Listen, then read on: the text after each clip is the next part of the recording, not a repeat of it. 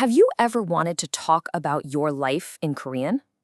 Share that amazing trip you took or that incredible food you tried. Well, that's exactly what we're going to master today. We're going to unlock the key to sharing all your past experiences. Let's get right into it. But we're going to do things a little differently. Forget about diving headfirst into a bunch of grammar rules. No. We're going to start by just listening. Seriously, the secret to sounding natural in any language is to get the sound right first. So for now, your only job is to listen. So I want you to imagine someone asks you this question. A pretty common one, right? Have you ever been to Korea? Now, get ready to hear the Korean answer. Just focus on the sound of it. Okay, we're going to hear this sentence 3 times. This is our secret weapon today. Listen, listen, and listen again. First, we'll go super slow so you can catch every single sound. 한국에 가본 적이 있어요. Got it? Now let's hear it at a more natural, everyday pace. 한국에 가본 적이 있어요. And finally, let's hear it fluently, just like you would in a real conversation. 한국에 가본 적이 있어요? Perfect. Just let that rhythm sink in for a second. All right, you've heard the sound. Now you're probably wondering, what in the world did I just hear? It might seem like a mouthful, but I promise you, once we pull back the curtain, you'll see how simple and powerful it really is. Let's break it down. And here it is. This is the magic piece right here. 은 저기 있어요. This little chunk is the Korean way of saying I have done something before or I have the experience of.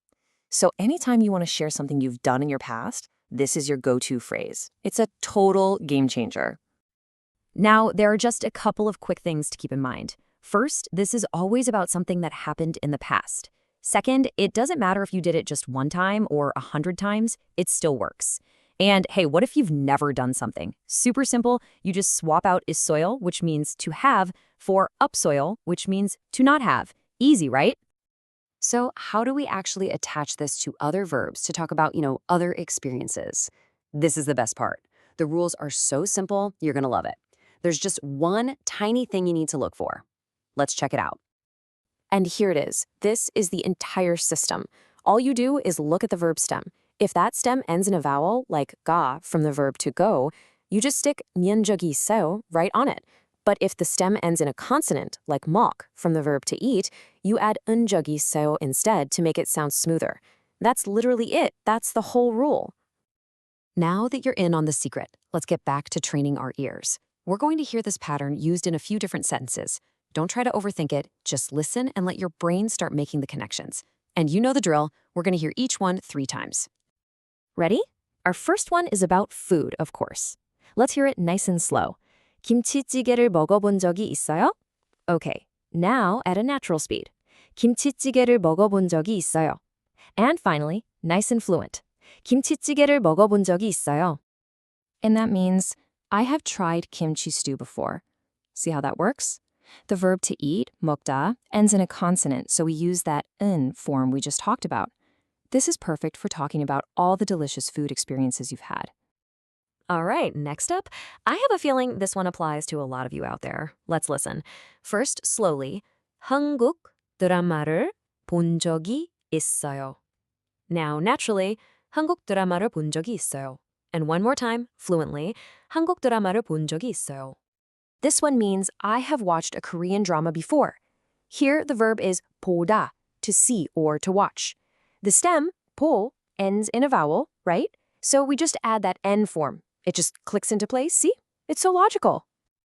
Let's try another one, this time about an activity with someone else. Here we go, slowly now. 친구랑 여행한 적이 있어요. A bit faster, naturally. 친구랑 여행한 적이 있어요. And fluently, 친구랑 여행한 적이 있어요. And that means I have traveled with a friend before. This shows you how you can talk about pretty much any shared experience from your past. It's incredibly useful. Okay, one last example to make sure this is really locked into your brain. Listen up. Slowly, 비행기를 타본 적이 있어요? Naturally, 비행기를 타본 적이 있어요? And finally, fluently, 비행기를 타본 적이 있어요? And this one simply means I have taken an airplane before. So from eating to watching to traveling, You can see how this one single pattern lets you talk about a whole world of different experiences. Okay, we've listened. We've figured out the rules. We've heard it in action. Now comes the most important part of all. It's time to take this knowledge out of your head and actually put it to use. It's your turn. I want you to look at the sentence on the screen and say it out loud. Right now. Come on, don't be shy. Let's try it. 한국 음식을 먹어본 적이 있어요? Good. Say it again. Feel how those sounds flow together. This is how you really make the language your own. And now for the final challenge. Think about a real experience from your own life. Have you seen a certain movie? Have you visited a cool place? Eaten something unique? Try to build that sentence in your head. Or even better, say it out loud. So what have you done before? Because in the end, that is what it's all about. Listening is step one, but the real learning, the part that makes it stick, happens when you speak. Your voice really is the key. So go on, start sharing your stories.